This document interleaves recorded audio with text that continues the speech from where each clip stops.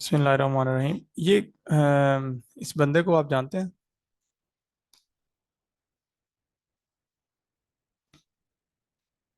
कोई जानता है इनको? जी सर। जी सर। कौन है ये? डॉक्टर अब्दुल सलाम। कौन है doctor Abdul Salam? Nobel prize मिला था इनको 1967 में, 69 में, 79। 79। तो वाहिद पाकिस्तानी साइंटिस्ट हैं जिन्हें नोबेल प्राइज मिला। और सिग्निफिकेंट कंट्रीब्यूशन थी साइंस में इनकी। बचपन से ही लायक थे, इनबॉर्न जीनियस थे, प्रोडिजी थे। वेल, उनकी एक कोटेशन यहाँ पे बहुत इंपॉर्टेंट है जो शायद मैं समझता हूँ कि आपसे शेयर करनी चाहिए। तहकीक जुस्तजू से जन्म लेती है। तहकीक जुस्तजू से जन्म लेती है। बच्चों को जवाब के बजाय सवाल सिखाइए। आप इसे एग्री करें या ना करें, लेकिन मैं इसे एग्री करता हूँ, और स्ट्रांगली एग्री करता हूँ। क्योंकि जब एक बच्चा क्यूरियस होता है, जुस्तजू करता है किसी के बारे में, तो वो डेफिनेटली सवाल करता है। और जब सवाल करता है तो ही उसे जवाब की क्यूरियोसिटी होती है। आप जस्ट जवाब जो आप करते जाएंगे तो उसे कोई लेना देना नहीं है कि आप क्या पूछ रहे हैं या बता रहे हैं। तो ये बहुत इंपॉर्टेंट है कि सवाल। अब मैं आपको ये बात बताऊं कि जो साइंस है ना वो भी बेसिक एक लॉजिक है। अब जो भी चीज लॉजिकल नहीं होगी डेफिनेटली वो खटकेगी माइंड में। जब वो खटकेगी तो डेफिनेटली एक सवाल आएगा, और जब वो सवाल करेंगे तो ही उसका आंसर मिलेगा। तो मैंने आपको कोई 4-5 बार कह चुका हूँ कि ग्रुप के अंदर आपने एटलीस्ट 4 से 5 एमसीक्यू, 3 से 4 एमसीक्यूज बना के, 3 से 4 एमसीक्यूज कुछ भी नहीं है, बना के सेंड करें, ताकि आपको एमसीक्यूज की भी सेंस पता चले। और उसको फिर अटेम्प्ट करें। ये ऑब्वियसली एक बंदा 3 एमसीक्यूज करेगा तो 75 एमसीक्यूज तो कहीं पे भी नहीं गए। तो 75 पर डे अगर आप एमसीक्यूज करते हो तो मुझे नहीं समझ आती कि आप चैप्टर की चीट फाड़ क्यों नहीं कर सकते। आप चैप्टर को, आपको वो पानी पानी हो जाएगा। ओके, तो ये चीज बहुत इंपॉर्टेंट है। चलते हैं आगे हम फर्स्ट क्वेश्चन पे। तो फर्स्ट क्वेश्चन क्या है? Two blocks of masses 8 kg and 12 kg hanging over frictionless pulley with massless rope. ये है क्या? इस सिस्टम का कोई नाम है? इस सिस्टम को क्या कहते हैं हम? Atwood machine. एटवर्ड मशीन। अब एटवर्ड मशीन में एक पुली है हमारे पास, और ये हमारे पास M2 है, और ये हमारे पास M1 है। यूजुअली हम M1 को बड़ा रखते हैं, कोई फर्क नहीं वैसे पड़ता। तो ये हमारे पास 12 kg है, ये हमारे पास 8 kg है। ओके, अब एक तो बात कंफर्म है कि एक्सलरेट सिस्टम करेगा, नीचे की तरफ जाएगा, क्योंकि एक वजनी है, एक है हल्का है, तो वो ये नीचे की तरफ जाएगा तो ये ऊपर की तरफ जाएगा, तो एक्सलेशन होगी। एक तो कंफर्म होगी बात। तो ये भी गलत है, ठीक है। नॉट इनफ इंफॉर्मेशन भी नहीं है, ठीक है। दो चीजें रहेंगी हमारे पास। अब देख लेते हैं भैया क्या इसका आंसर आएगा। तो डेफिनेटली हमारे पास जो एक्सलेशन है वो होती है M1 - M2 over M1 + M2 into जी। अब जी कोई नहीं पता हुआ कि उसने 10 का है या 9.8 का है, तो मैं सिंपलिसिटी के लिए 10 ही ले लेता हूँ ताकि मेरी जिंदगी आसान रहे। तो मैं 12 - 8 करके और 12 + 8 करके इंटू क्या कर लेता हूँ, 10 कर लेता हूँ। तो मेरे पास आ जाता है 4/20 इंटू 10। सो 0 0 से 4 तो हो गया, तो 4/2 विच इज 2। वेल, मेरे पास अगर 10 मैं लूंगा तो मेरे पास 2 वैल्यू आ रही है। तो डेफिनेटली मेरे पास जो एक्चुअल वैल्यू है जी की वो 9.8 है। तो फॉर श्योर जो मेरे पास एक्चुअल वैल्यू आएगी वो 2 से कम होनी चाहिए, थोड़ी थोड़ी सी कम। अब डेफिनेटली 3 तो इसके करीब भी नहीं फटकता। तो डेफिनेटली मेरे पास फिर एक ही ऑप्शन है, वो है सी। अब मैं आपको, आपने इसको रिगरसली भी सॉल्व किया होगा, अब आप इसके आंसर तक भी पहुंच गए होंगे, लेकिन मैं जो आपको बता रहा हूँ वो आप क्रिटिकल थिंकिंग है कि आप एमसीक्यूज के जो ऑप्शन है उनको भी जरा ध्यान से देखो कि हाँ हाँ हाँ, ये तो हो ही नहीं ना सकते, ये हो सकता है या ये हो सकता है। तो इस सेंस को मैं आपके अंदर जो है ना वो क्रिएट करना चाह रहा हूँ। नेक्स्ट है हमारे पास, the bar is vertically thrown upward, okay, with initial velocity this one positive ले लिया, ठीक है। velocity time graph of the ball, okay, अब एक हमें बात पता है, जब भी वर्टिकल मोशन होता है या डाउनवर्ड मोशन होता है तो हमारे पास एक ही एक्सेलरेशन होती है, वो एक्सेलरेशन ड्यू टू ग्रेविटी होती है, दैट रिमेन ऑलवेज कांस्टेंट। ठीक है, अब ये कांस्टेंट चीज है, तो डेफिनेटली जब आपके पास जी कांस्टेंट, एक्सेलरेशन कांस्टेंट होगी, तो आपके पास वेलोसिटी जो है वो कांस्टेंटली इंक्रीज करेगी।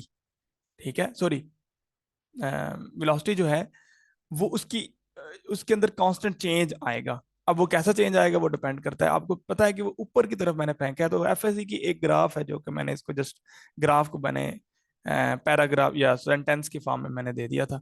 तो अगर इनिशियल 40 वेलोसिटी है तो फिर ऊपर जाते जाते 30, 20, 10, 0, फिर ऐसे नीचे आएगी -10, -20, -30 आएगी।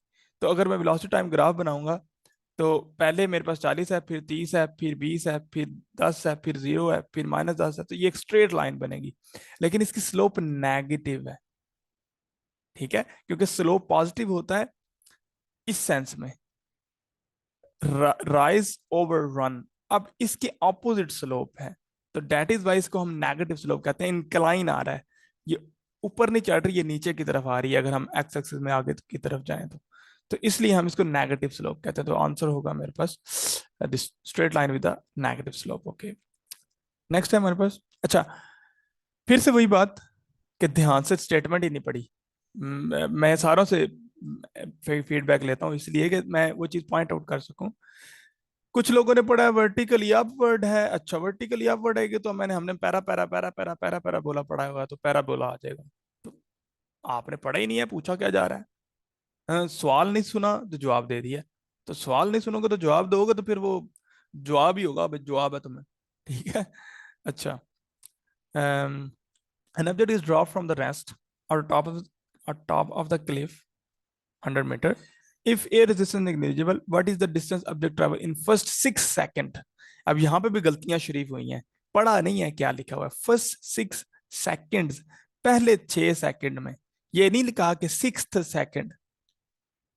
ठीक है, 6th सेकंड नहीं कहा, 6 सेकंड का है। तो सिंपल शरीफ हमारे पास लगना था हाफ जी टी स्केयर, तो वो आपसे नहीं लगा, काफियों ने नहीं लगाया। यहाँ पे आपके पास ये आ जाना था, ये आ जाना था 800/10, ये इससे कट जाना था। उप सॉरी, क्या निकालना क्या है, डिस्टेंस निकालना है, 10 आ जाना था और आपने यहाँ पे 6 लगा लेना था, तो आपके पास आ जाना था 5 × 36। तो ये आप, अगर मैं इसको मल्टीप्लाई और डिवाइड थोड़ा सा कर लूँ तो 10 × 18 आ जाता था, तो मेरे पास आ जाता है 180। अब मैंने ये कब 180 है, सर एक्स्ट्रा इन्फॉर्मेशन कैसे रिलेट करें न्यूमेरिकल्स में से अक्सर कंफ्यूज कर देते हैं कि ये 400 मीटर है समझ नहीं तो आई हम मुझे। इसको यूज करते हैं। मैं कह रहा हूँ कि न्यूमेरिकल में एक्स्ट्रा इन्फॉर्मेशन है ना, यहाँ पे 400 मीटर क्लिफ की हाइट जो हाँ है। हाँ हाँ, तो नॉर्मली जब मैं न्यूमेरिकल को देखता हूँ तो मैं तो ये सोचता हूँ कि सारी वैल्यूज ही इस्तेमाल हो, तो इसको एलिमिनेट कैसे कर सकते हैं? फॉर एग्जाम्पल कैसे पता चलेगा कि हमने केवल की प्रैक्टिस वैल्यू लेनी प्रैक्टिस है? A lot, practice a lot. Definitely अगर आपको पता है कि अगर एक ऑब्जेक्ट ड्रॉप किया है फ्रॉम ए रेस्ट, ये चीज थोड़ी सी इंपॉर्टेंट थी। फॉर एग्जांपल अगर मैं इसको, फॉर एग्जांपल इसको मैं अगर 150 से मीटर से फेंक देता, ठीक है ना, 150 मीटर से फेंकता और 6 सेकंड के लिए मैं डिस्टेंस कैलकुलेट करता, तो मुझे मुझे एक बात तो कंफर्म है ना कि मैं अगर एक चीज ऊपर से नीचे फेंक रहा हूँ तो डेफिनेटली इसके अंदर ग्रेविटेशनल कांस्टेंट, ग्रेविटेशन एक्सेलरेशन आएगी। और मैं इसको किस तरह से कैलकुलेट कर सकता हूँ, मैं उसको, क्योंकि अगर टाइम गिवन है तो मैं सेकंड इक्वेशन ऑफ मोशन से इसको कैलकुलेट कर सकता हूँ। अब अगर मैं 150 यहाँ पर दे देता तो फॉर श्योर ऑब्जेक्ट जो था वो ऑप्शन सी पे कन्वर्ट हो जाता, बिकॉज ऑब्जेक्ट 6 सेकंड से पहले ही फॉल कर जाता, क्योंकि 6 सेकंड में अबाउट 176.4 मीटर कर रहा है, तो 6 सेकंड से पहले ही ऑब्जेक्ट जो है वो ग्राउंड को टच कर जाता, तो ये हो सकता था। अब ये एक्स्ट्रा इन्फॉर्मेशन इस सेंस में नहीं थी, मतलब ये इंपॉर्टेंट थी इस सेंस में, लेकिन कैलकुलेशन में इसकी जरूरत नहीं थी। अब मैं आपको यहाँ पे एक स्टोरी सुना देता हूँ। एमफिल में थे डॉक्टर हफीज उरानी साहब, एनसीपी के डीजी, अब तो वो रिटायर हो गए हैं। उन्होंने एक सेशनल में एक न्यूमेरिकल दे दिया, और वो फॉर श्योर न्यूमेरिकल लंबा धड़ंगा सा था, और नंबर ऑफ उसके अंदर वैल्यूज थी जो कि उन्होंने दी हुई। अब मैं परेशान, मेरे समेत सारी क्लास परेशान कि ये कैसे इसको यूज करेंगे, जिस जबकि जो सॉल्व करना था उसमें जस्ट दो वैल्यूज इस्तेमाल होनी थी। अब मैंने, क्योंकि जो उन्होंने हमें करवाया हुआ था उसके रिलेटेड, इधर ऑब्वियसली रिलेटेड ही होना था, आसान सीन था।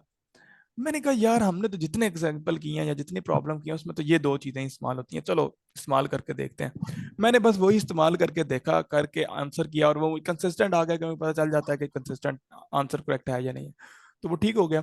तो जब रिजल्ट आया, तो सर ने जब वो रिजल्ट आके सामने करके, तो कहते हैं ये एफएससी जंजुआ कौन है। मैं सर में कहते हैं कंग्रेचुलेशन, मैक्सिमम मार्क्स है। अब उसका मकसद क्या था? बस वही सारों को क्वेश्चन गलत था जो कि मेरा ठीक था। क्योंकि आपने जब प्रैक्टिस की होगी ना, तो आप कहोगे ये तो एलिमिनेट, ये तो। अच्छा, एक और बड़ी मजे की बात है। अ, जब आप बार बार एक चीज को करते हो ना, ये एक कोटेशन भी थी किसी साइंटिस्ट की, तो आप वो भी चीज फिर करने के काबिल हो जाते हो जो कि पहले कभी किसी ने नहीं की। बार बार वही काम जो कि पहले से हुआ हुआ है उसी को करने पे फिर वो भी कर पाते हो जो कि पहले कभी किसी ने नहीं की। कहने का मकसद ये है कि आपको पता है कि जो साइंटिस्ट हैं वो यूजुअली प्रोफेसर ही होते हैं। मतलब ये जो इन्वेंशन करते हैं, ये नोबेल लॉरिएट होते हैं, डेफिनेटली वो किसी यूनिवर्सिटीज में पढ़ा रहे होते हैं। तो बार बार एक ही चीज को पढ़ाने के बाद उनको पता चलता है, ओ yes that is the limited case, इसको नेक्स्ट इस तरह से किया जा सकता है। तो बार बार करेंगे तो डेफिनेटली वो एलिमिनेट हो जाएगी। अब आपको मैं मजे की बात बताऊं, ये इनमें से कोई एक आधा क्वेश्चन है जो मैंने कहीं से उठाया, बाकी मैंने सारे खुद बनाए, खुद लिखे हैं। तो मैं उसको डेफिनेटली इंट्यूटिवली इन चीजों को ऐड कर रहा था कि कहाँ कौन सा ट्रैप होना चाहिए, कौन सा नहीं ट्रैप होना चाहिए। ठीक है। अच्छा, इफ द अच्छा सर, यहाँ पे क्वेश्चन है, जी अगर यहाँ पे 6 सेकंड के बजाय लास्ट सेकंड आ जाए फिर क्या करेंगे? ओके यस, लास्ट सेकंड आएगा तो फिर आपको देखना पड़ेगा कि कितने सेकंड में वैसे वो फॉल कर रहा है। सही है, अगर तो एग्जैक्ट एग्जैक्ट आ रहे हैं, फॉर एग्जांपल एग्जैक्ट उसने 160 176 मीटर दे दिया फॉर एग्जांपल, या आप उसने जी कह दिया 10 ही लें आप, और 180 मीटर्स हैं डाउन आ रहा है, तो फिर आपको पता डेफिनेटली 6 सेकंड में वो नीचे आ रहा है। टोटल उसको 6 सेकंड लग रहे हैं। तो फिर एक तो आपने पहले टाइम निकाल लेना ना कि कितने सेकंड में वो नीचे आता है, फिर आप छठे सेकंड में डिस्टेंस निकाल लें। पहले तो आपने ये देखना है कि टोटल कितना टाइम लग रहा है, तो फिर ही आप आखिरी सेकंड की बात कर पाएंगे। क्योंकि हमें पता है कि हर सेकंड में डिफरेंट डिस्टेंस ट्रैवल हो रहा है, ये नहीं है कि पहले सेकंड में 10 होगा तो दूसरे में भी 10 ही होगा। तो अगर इस तरह का सिनेरियो आ जाता है तो डेफिनेटली आपको पहले टोटल सेकंड्स फाइंड करने पड़ेंगे कि टोटल टाइम कितना लग रहा है, तो फिर आप उसको लास्ट वाले को इजीली फाइंड कर सकते हो। फॉर एग्जाम्पल यहाँ पे अगर 8 सेकंड आ जाते तो आप फिर 8 सेकंड का डिस्टेंस फाइंड कर लेते। Is that okay? जी sir. Good. If the acceleration time graph is positive horizontal straight line, अच्छा जी, एक्सेलेरेशन टाइम ग्राफ है, ए इधर है, टी इधर है, पॉजिटिव हॉरिजॉन्टल स्ट्रेट लाइन है, तो इसका मतलब यह है कि ए शरीफ हमारे पास कांस्टेंट है। अगर ये कांस्टेंट है, ये नॉट वेरिएंग है, तो इसका मतलब क्या है? इसका मतलब यह है कि आपकी जो स्पीड शरीफ है या जो वेलोसिटी है वो कांस्टेंटली इंक्रीज कर रही है। कांस्टेंट का मैं चलो एक और तरीके से बता देता हूँ। अगर मैं कह लेता हूँ मेरे पास कांस्टेंट एक्सेलरेशन है 10, इसका मतलब ये है कि अगर 0 सेकंड में मेरे पास वेलोसिटी 0 है, तो 1 सेकंड के बाद वेलोसिटी हो जाएगी 10, दूसरे सेकंड में फिर 10 बढ़ जाएगी, तो 10 10 20, तीसरे सेकंड में फिर 10 बढ़ जाएगी, 10 10 टोटल 30, चौथे सेकंड में ऐसे ही। तो वक्त के, वो उर्दू में हम पढ़ते होते हैं, वक्त के बराबर लम्हों में बराबर वेलोसिटी चेंज होगी तो एक्सेलरेशन कांस्टेंट होगी। तो if equal interval of time आपके पास वेलोसिटी इक्वली बढ़ रही है, 10 10 के लिहाज से बढ़ रही है, तो आपके पास एक्सेलरेशन कांस्टेंट होगी। तो डेफिनेटली आपके पास जो होगा वेलोसिटी यूनिफॉर्मली इंक्रीज होगी, क्योंकि ये पॉजिटिव हॉरिजॉन्टल है। अब अगर ये नेगेटिवली होती, डेफिनेटली नेगेटिव साइड पे होती, तो डेफिनेटली फिर यूनिफॉर्मली डिक्रीजिंग होनी थी, वक्त के बराबर लम्हों में आपके पास वेलोसिटी ऐसा सा कम हो रही होनी थी, ब्रेकिंग लग रही है, डिसलरेशन हो रही है, ठीक है, डी एक्सेलरेट हो रही होती अगर नेगेटिव सर, हमने कल इसमें बात की थी कि एक्सेलरेशन अगर कांस्टेंट हो तो हम दोनों तरह से कह सकते हैं, वेलोसिटी यूनिफॉर्मली इंक्रीजिंग और वेलोसिटी यूनिफॉर्मली डिक्रीजिंग, ऐसी बात नहीं की हम जी की लास्ट थी। लेक्चर। ये देखें ये क्या लिखा है, graph is positive, if I mention the positive horizontal straight line है तो that is significant। अगर मैं कह देता जस्ट हॉरिजॉन्टल स्ट्रेट लाइन है तो फिर तीनों चीजें हो सकती थी। एक्सेलरेशन कांस्टेंट में जीरो भी तो आ सकता है ना, फिर तीनों चीजें हो सकती थी।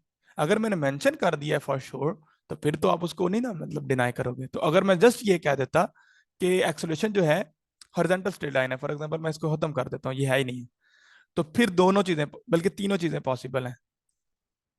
एक्सेलरेशन टाइम ग्राफ में तीनों चीजें possible, positive horizontal straight line at बिल्कुल एक्स एक्सिस पे horizontal straight line, negatively horizontal straight line.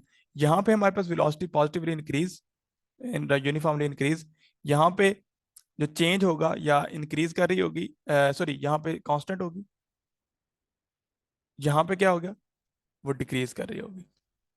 जब आपको मैंने मेंशन कर दिया तो डेफिनेटली आपने उसको सिग्निफिकेंट इंपॉर्टेंस तो देनी है ना, अंडरस्टैंड।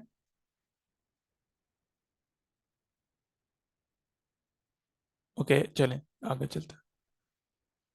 इफ ए कार, अच्छा अब एक तो इसी को भी मैं उसी तरह से ही मेंशन करूंगा। If a car cover first half of the total distance with 5 metre per second and it covers second half half with the velocity this one the average velocities. अब एक तो ये है कि आप उसको पकड़ो फार्मूले को और वैल्यू पुट करो और स्टेप बाय स्टेप सॉल्व करो। दूसरा ये है कि आपका भाई दिमाग की बत्ती ऑन हुई हो, जो कि मैं करने की कोशिश तो कर रहा हूँ। वो क्या कि डेफिनेटली ये 5 मीटर, आधा डिस्टेंस 5 मीटर के साथ वो कवर कर रही है और आधा डिस्टेंस जो है वो 45 के साथ। तो बहुत कम टाइम 45 में रहा है, ज्यादा टाइम 5 में रहा है, तो डेफिनेटली जो आंसर होगा वो क्लोजर टू द 5 होगा। ठीक है, अच्छा तो ये हो सकती है, कभी भी नहीं हो सकती, क्योंकि 45 और इसके बीच में मतलब अगर इसको करो तो 25 तो वैसे ही एवरेज आ जाती है, तो ये तो कभी भी नहीं हो सकती। 15 नॉट श्योर, 22 नॉट श्योर, हाँ 5 हो सकती है और 9 हो सकती है। तो डेफिनेटली अगर आप जब कैलकुलेट करते हो तो यही आपके पास वैल्यू आती है। तो मैं सम हो ऐसे कैलकुलेट करता ही नहीं हूँ वो फार्मूला लगा के, तो अगर फार्मूला याद भी हो तो ठीक है, मैं इसको इस तरह से लेके चल जाता हूँ। 45 दिया हुआ है ना, तो इसको 45 को 90 कर लो, टोटल 90 कर लो, ये 45 आ गया, ये भी 45 आ गया, इसमें उसने कितना किया है 5 मीटर पर सेकंड, तो आप उससे 45 डिवाइडेड बाय 5 आ जाएगा आपके पास 9, और ये आ जाएगा 45 बाय 45 आ जाए, ये आ जाएगा आपके पास 1। तो टोटल सेकंड्स कितने लगे हैं, ये भी टाइम T1 है, ये टाइम T2 है, तो टोटल सेकंड्स कितने लगे हैं 10 सेकंड लगे। ओके, तो टोटल डिस्टेंस कितना है 90, 90 ओवर 10 इज इक्वल टू 9। तो लाजमी नहीं है कि आप वेरिएबल्स को लेके चलो, वैसे ऐसे होता नहीं है, मतलब पीपीएससी में इतनी जरूरत नहीं पड़ती इस चीज की, लेकिन मैं प्रैक्टिस इसलिए करवा रहा हूँ कि सम हो एक आधा क्वेश्चन अगर इस तरह से आ जाता है तो आप उसके अंदर कंफ्यूज ना हो, वो भी आप उसको ग्रिप कर लो। अच्छा नेक्स्ट, सिलेंड्रिकल कोऑर्डिनेट्स, ठीक है, सिलेंड्रिकल कोऑर्डिनेट्स को पता है आर फाई जी, ये लिखना जरूरी है। सम हो नहीं भी लिखते लेकिन ये लिखना जरूरी है, क्योंकि हमें पता है कि समटाइम रो फाई जी भी यूज करते हैं, तो इसलिए ये लिखना जरूरी है कि हम किस को किस से मेंशन कर रहे हैं। तो रेंज ऑफ फाई क्या होगी, तो आपको पता है कि सिलेंड्रिकल कोऑर्डिनेट्स को हम में जो हमारे पास आर होता है वो सम हो लाइक दिस होता है, ठीक है, और इसका जो एंगल बन रहा होता है वो होता है ये वाला फाई। तो फाई कितना स्वीप करेगा, डेफिनेटली वो ऐसे स्वीप करेगा। तो कितना स्वीप कर सकता है, 2 पाई स्वीप कर सकता है। तो मिनिमम वैल्यूज की कितनी हो सकती है 0, मतलब कोई स्वीप नहीं किया, और मैक्सिमम 2 पाई, तो इसकी जो रेंज होगी वो 0 to 2 पाई होगी। ओके नेक्स्ट चलते हैं। अच्छा ये सम हाउ कंफ्यूजिंग हो भी सकता है, वैसे मैंने जो जिस मेरे सेंस में मैंने दिया था डेफिनेटली वो उस सेंस में और था। The distance travel by body body free falling from the rest in the first second and third, यहाँ पे 3 सेकंड होना चाहिए वैसे, तो फिर आपके पास होना चाहिए था पहले से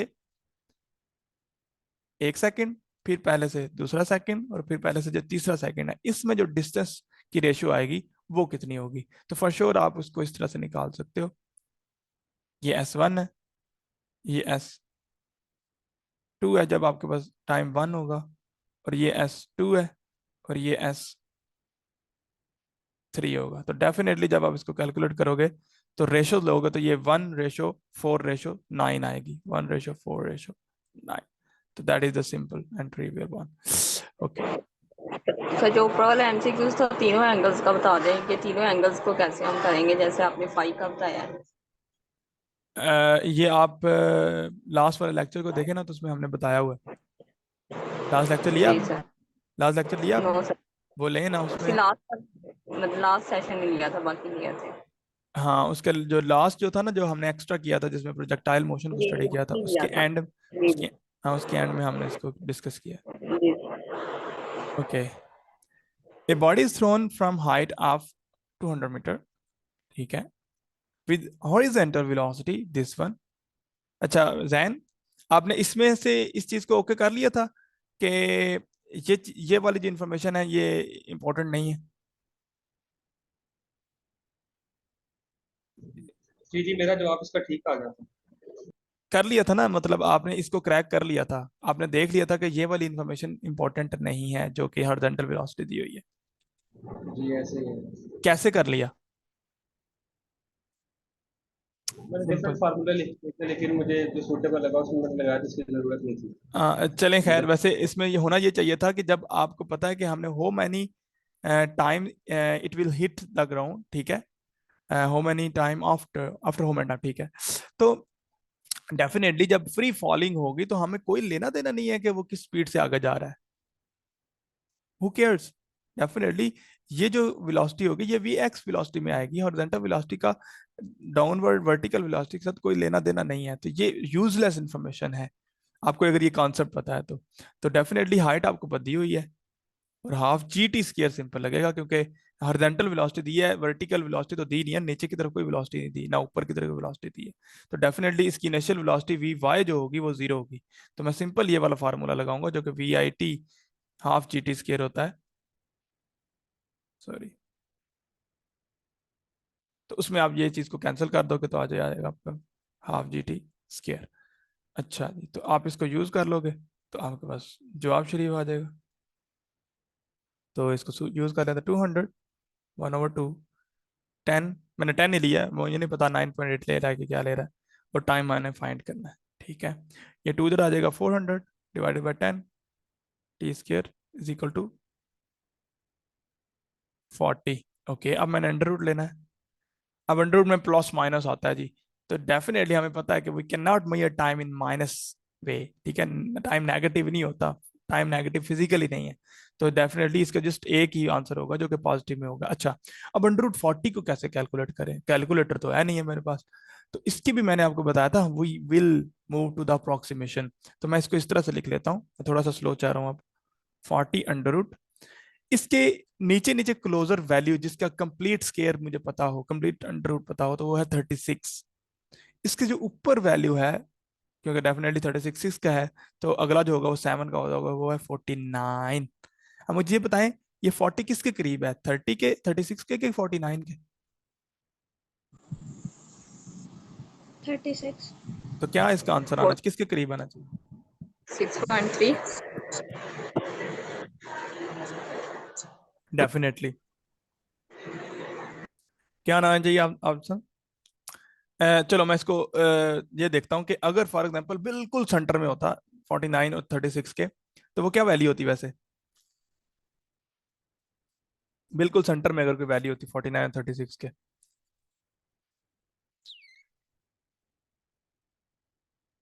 हम्म 6.5। ओहो, वो वैल्यू कौन सी होती?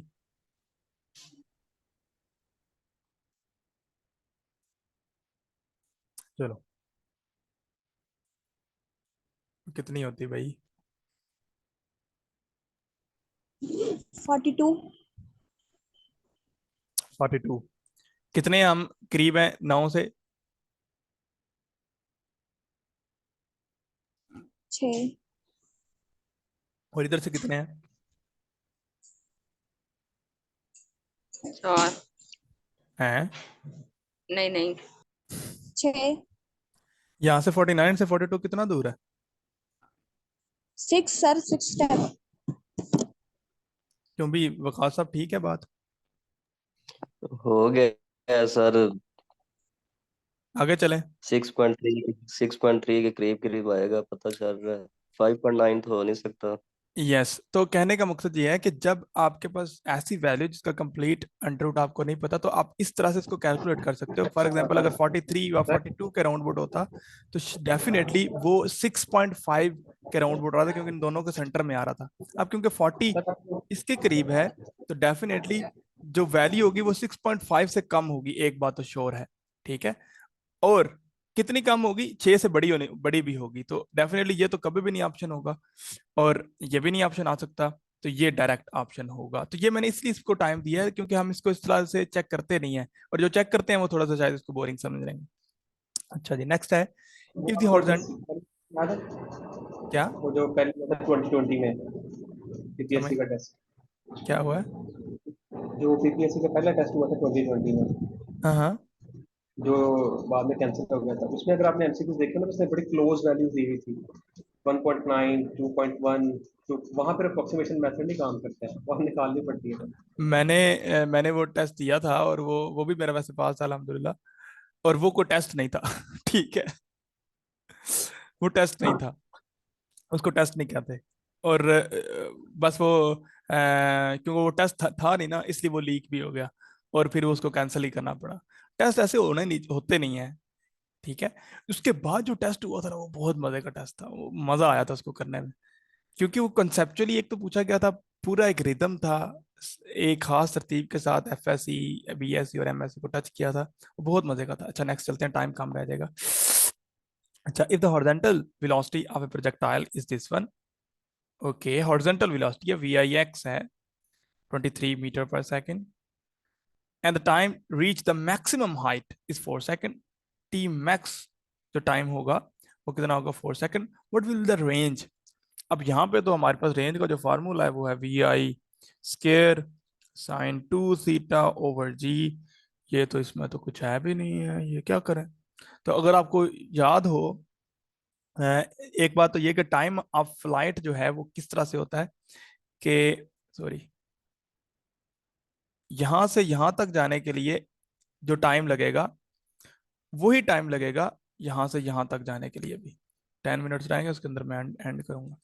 तो इसका मतलब क्या है कि जितना टाइम इधर लगेगा उतना ही टाइम इधर लगेगा, तो डेफिनेटली 4 मिनट 4 सेकंड इधर लग रहे हैं, तो 4 सेकंड ही इधर लगे, तो टोटल जो टाइम आ जाएगा वो मेरे पास आ जाएगा 8 सेकंड्स। ओके, अब टाइम तो उतना ही है फ्लाइट के लिए, तो टाइम मेरे पास आ गया। हॉरिजॉन्टल स्पीड मुझे है पता है, और रेंज जो होगी, हॉरिजॉन्टल डिस्टेंस होगा, वो भी डेफिनेटली सिर्फ हॉरिजॉन्टल वेलोसिटी पर डिपेंड करता है।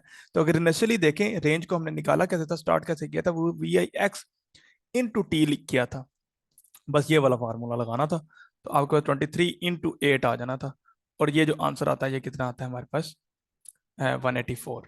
ठीक है, तो ये शायद उसमें टाइपो थी कि मैंने इसको 92 कर दिया था, तो एक्चुअल ऑप्शन जो 184 ही था, that is the correct option. Next चलते हैं। In which of the following angle the height of a projectile is maximum? तो मैंने ये, जिसने लेक्चर लिया है तो उसको कोई इशू नहीं होगा, वो जस्ट इसको विद इन 5 सेकंड इसको टिक कर सकता है।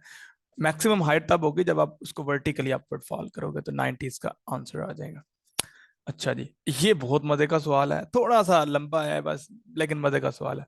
A bullet of 100 gram with velocity this one, मैं M1 कह लेता हूँ, 100 ग्राम, या इसको मैं कह लेता हूँ 0.1 kg with velocity v1 is equal to this one is fired to a stationary wooden box of mass M2। शरीफ कितना है जी मेरे पास, 3 kg with a frictionless surface।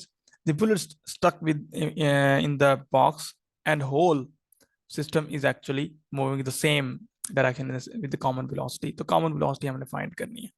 अच्छा, तो ये जस्ट क्योंकि स्टक हो गई हैं दो चीजें, तो definitely perfectly in elastic collision होगा, तो जस्ट मोमेंटम कंजर्वेशन लगानी है।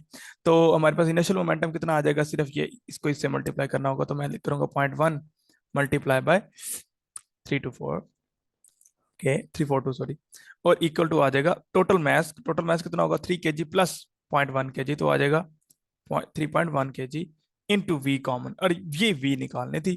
तो ठीक है, ये इशारिया उड़ गया, तो ये आ जाएगा 34.2 डिवाइडेड बाय 3.1। ठीक है, अब मैं इसको भी हटा देता हूँ अप्रोक्सीमेट लेने के लिए, तो कितना का आंसर आ जाएगा, one 1 point something 11 point something velocity आनी चाहिए। मैंने अब इशारे शुरी उड़ा दिए थे, तो वेलोसिटी कोई अप्रोक्सीमेट होगी 11 के करीब करीब। तो ये तो कभी भी नहीं हो सकती, ये भी कभी भी नहीं हो सकती, तो एक ही ऑप्शन है हमारे पास 11 का। अच्छा, अब यहाँ पे एक और बड़ी मजे की बात है। खुद देखो, सिर्फ 100 ग्राम की चीज है, चलो वेलोसिटी उसकी काफी है। मैस अगला देखो 3 kg है, मतलब अगर इसके लिहाज से देखो तो 3000 ग्राम बनता है। तो कितने गुना बड़ा है, 300 गुना या 30 गुना, तो सॉरी ज्यादा है ये ना, 30 गुना ज्यादा है इससे। तो डेफिनेटली वेलोसिटी बहुत कम आएगी as compare to this one. तो वो डेफिनेटली आप इसको इस तरह से कंपेयर भी कर सकते हो कि कौन सी वेलोसिटी होनी चाहिए। तो फिर आप थोड़ा सा कंफ्यूज हो सकते हो बी और सी में, शायद ये आए या शायद ये आए। तो अगर कैलकुलेट कर लोगे तो डेफिनेटली आप उसको अप्रोच कर लोगे। सर यहाँ पे पॉइंट प्ले करिएगा कि यहाँ पे यूनिट डिफरेंट है, ग्राम्स और किलोग्राम्स। तो किलोग्राम करना लाजमी होता है दोनों का, या फिर दोनों ग्राम करके भी आंसर निकाल सकते दोनों ग्राम कर लो, कोई कोई मसला नहीं है, हैं? वो कोई ठीक मसला है। नहीं है। ग्राम करके करने का मतलब पता है क्या है? आपको देखो फाइनल आंसर में ग्राम नहीं है ना, तो ग्राम ग्राम्स कट रहे हैं। तो अगर आप केजी इधर भी होगा तो केजी इधर भी होगा तो कोई मसला नहीं है, ग्राम इधर होगा तो ग्राम इधर होगा तो कोई मसला नहीं है। जब इक्वेशन आ जाती है, इक्वालिटी आ जाती है दोनों साइडों पे, तो फिर कोई इश्यू नहीं है। और अगर आंसर में उससे वो अनअफेक्टेड है आंसर उससे, तो डेफिनेटली आप उसको कर सकते हो, कोई मसला नहीं। अच्छा, इन स्फेरिकल कोऑर्डिनेट्स तो दैट कैन, यहाँ पे V2 प्राइम वाला फॉर्मूला नहीं लग सकता? कौन सा? V2 prime. नहीं नहीं नहीं नहीं, क्यों नहीं लग सकता, कोई बताएगा? वो इलास्टिक कोलिजन के लिए और यहाँ पे इलास्टिक कोलिजन है।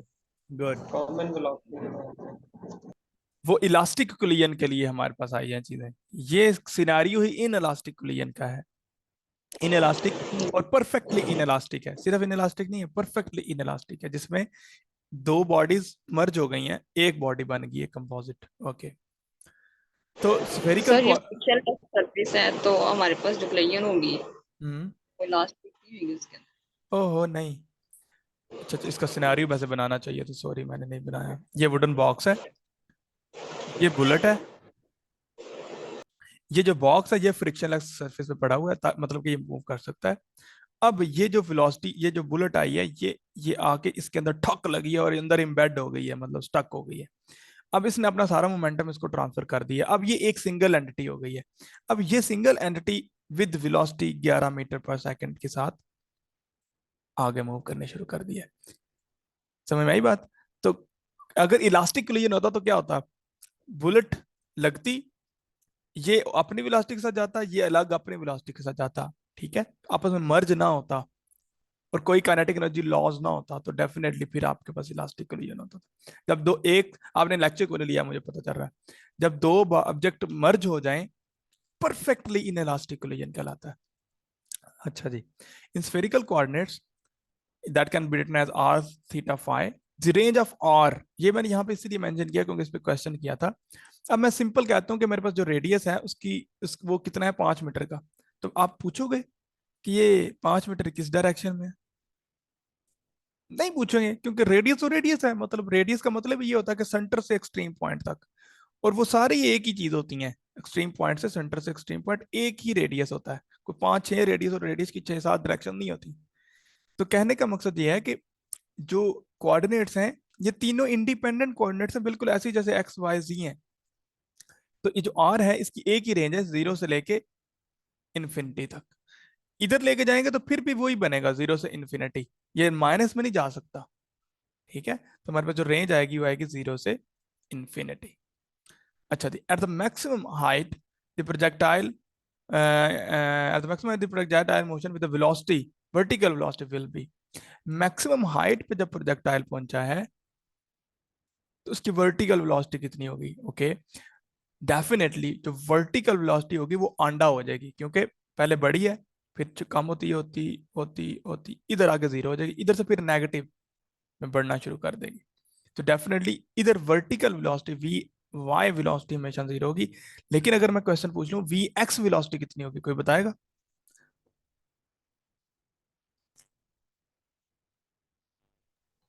Vx कांस्टेंट होगी ना? कितनी होगी अगर मैंने cos V थीटा के साथ इसको फॉल किया? Vx, ये Vx ही रहेगी। यानी कि V V x cos what theta V I cos theta. V I cos theta, good. V I cos theta ही रहेगी पूरी थ्रू आउट दी जर्नी जो है वो वी आई कॉस थीटा रहेगी, गुड। अच्छा जी, अब ये बड़ा मजे का सवाल है। A ball 1 of mass m is with velocity v collide with the static ball of ball 2 with capital mass which is very greater than the small mass. The final velocity of the ball 1 after the collision. अच्छा जी, क्या होएगा जी? ये हमने जिस simple एक scenario मैंने दिया है जो कि एफएससी में है, क्या होगा? माइनस वी होगा। बेचारा कहेगा भाई भाग जा यहाँ से, निकल जा, तो डेफिनेटली माइनस वी आ जाएगा, तो ये ऑप्शन आ जाएगा। इसको सिंपल आप कैलकुलेट कर सकते हो। अच्छा, at what angle the height of the projectile and the range is equal. आपको जस्ट दो चीजों को इक्वल करना था। Range V I square sine 2 theta over g is equal to V I square sine square theta over g. जी से fourth हो गया, आर स्केयर से फोर्थ हो गया, 2 sine of theta cos of theta is equal to sine square theta. ये मैं 2 sine of theta को बस ओपन किया है, एक साइन साइन से फोर्थ हो गया, मेरे पास आ गया 2 is equal to sine of theta over cos of theta. ठीक है, अच्छा, अब इसको कैलकुलेट करना था, tangent theta is equal to 2। अब ये पता नहीं अब क्या वैल्यू होगी, क्या वैल्यू होगी इसकी। एक मुझे पता है कि एक मुझे पता है कि टेंजेंट 45 पे जो होता है वो मेरे पास होता है 1 शरीफ, और टेंजेंट 90 पे मेरे पास होता है क्या? इन्फिनिटी, मतलब मैक्सिमम वैल्यू होती है।